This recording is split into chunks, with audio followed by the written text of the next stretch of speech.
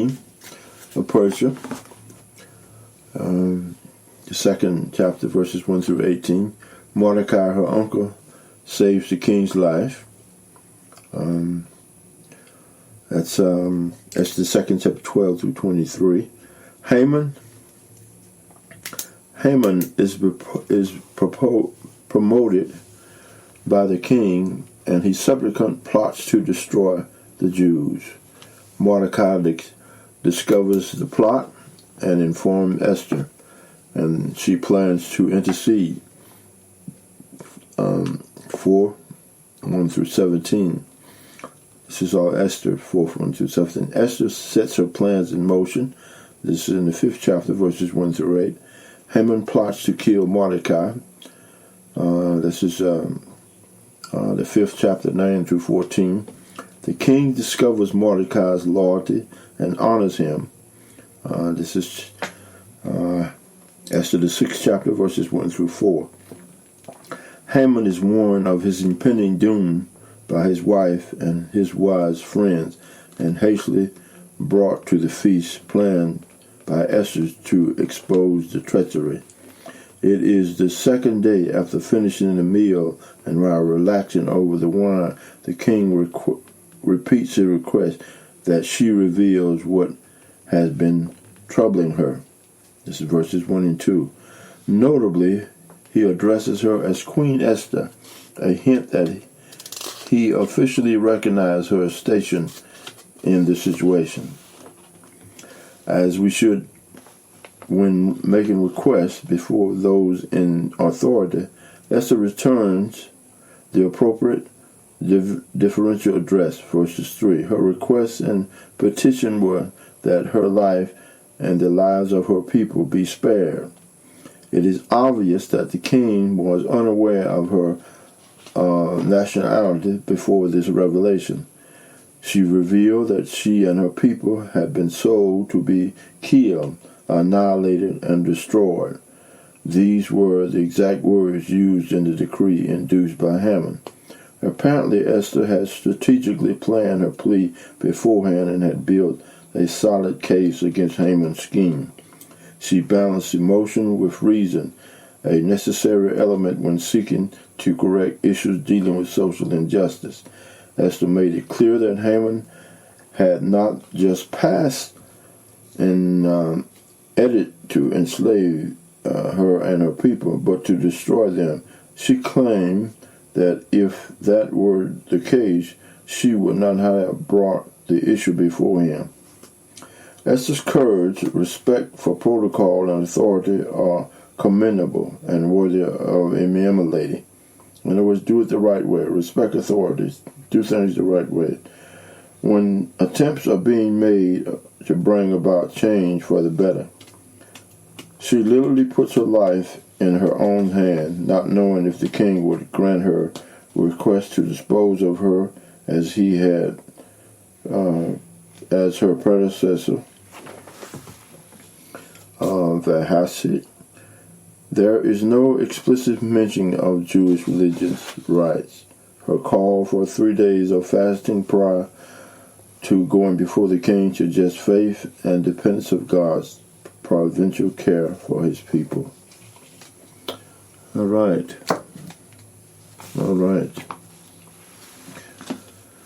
Okay, let's go to the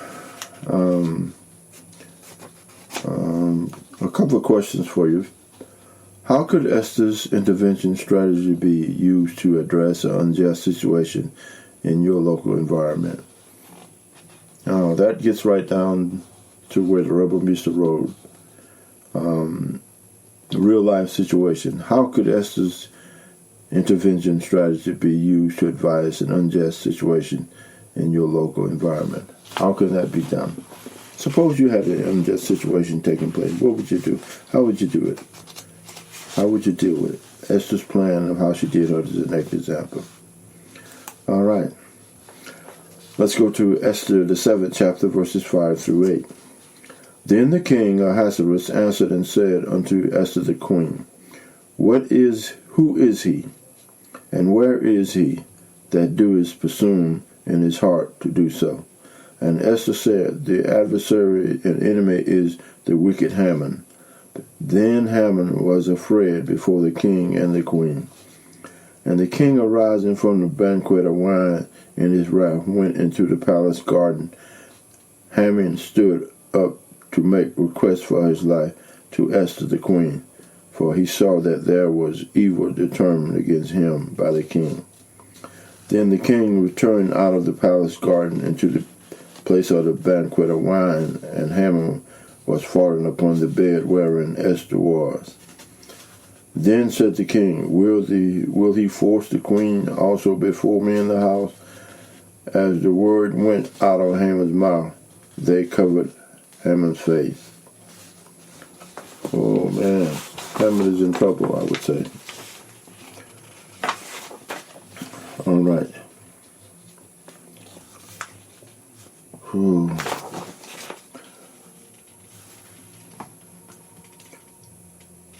Just as the king turned from the palace garden to banquet hall, Haman was fallen on the couch where Father Esther was reclining. Had him weak, couldn't it? You see that what he had planned for Mordecai, the table was finna turn. All right.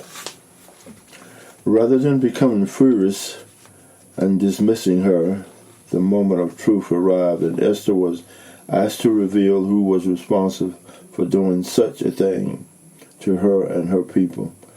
Esther exposed Haman not only as the wicked person behind the plot, but also as an enemy and foe. Pulling the mask of Haman revealed his true character for the king and terrified him. Where he once stood as a trusted servant of the most powerful man on earth at that time, Esther now stood the king filled with rage. The king, filled with rage, left the banquet hall and went into the palace garden, leaving Esther and Haman together there, though not alone. Haman seized this an opportunity to plead for mercy from Esther in a futile attempt to save his life. The arrogant, boastful bully is now fearful coward. In his terrified state, he fell on the couch where Esther was reclining, just as the king returned to the banquet hall. Haman's action was interpreted by the king as an attempt to molest his queen, and he accused him of doing so.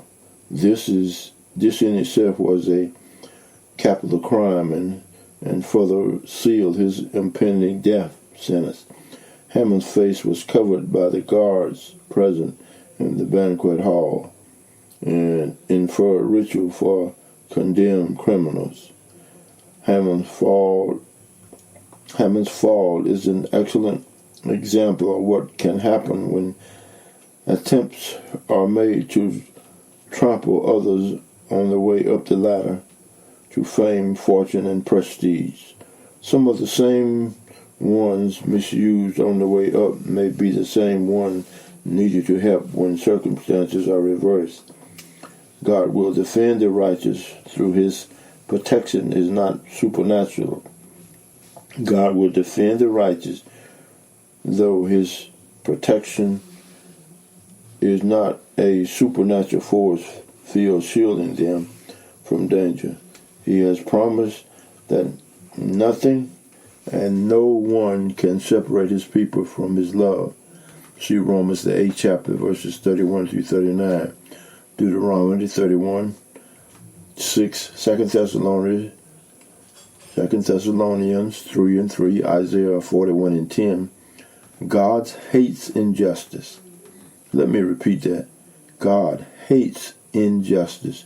See Proverbs 6, 16 through 19, 17, and 15. He will punish it. See Jeremiah 22 and 13, Proverbs 22 and 8. He will avenge all wrongs someday, as seen in Haman's fate. Oh man, God hates injustice. Look at that. God don't like when other people are being dogged out. He do not like it when other people are being dogged out. And a question for you. What example have you witnessed of schemers becoming victim of their schemes? I have witnessed it in my personal own life. I have witnessed it in my own personal own life. Scheme that was plotted to do me in, the reversal took place with somebody else, and it was done when I was a worker at Haman prison there in Antioch. A sergeant schemed to get me fired, and to use me as a example for him to climb up and to become a lieutenant. But it was reversed when the trap that he had set for me, he fell into the trap himself. All right. Let's go to Esther the 7th chapter, verses 9 through 10. This is the final outline. And Habernar, one of the chambermen, said before the king, Behold also the gallows 50 cubit feet high, which Haman had made for Mordecai, who spoke good for the king, standing in the house of Haman. Then the king said, Hang him thereon. Just that quick.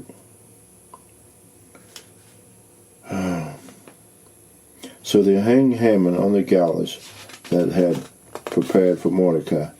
Then was the king's wrath pacified. Do not be deceived. God cannot be mocked. A man reaps what he sows. Galatians 6 and 7. The NIV. Haman reaped exactly what he sowed. His attitude toward Mordecai and the Jews and his desire to annihilate them became the source of his ultimate downfall. His boasting of killing Mordecai on a 75-foot gallows was apparently common knowledge among the king's servants in the palace. Harbona, one of the palace eunuchs, informed the king of this structure and its intended victim, Mordecai, whom the king had recently honored. Without hesitation, the king commanded that Haman be impaled on it. The command was obeyed, and Haman's execution was carried out, abating the king's anger. Delays in immediate judgment and punishment of those guilty are promoting social injustice against the cultural and ethnically diverse, the poor, and the oppressed may be discouraging, but it should not cause loss or weakening of the faith and the promise of God. His long-suffering in this area may embolden the hearts of the wicked, Ecclesiastes 8:11, but he has promised that they will not go unpunished. That's in Proverbs 6 and 5.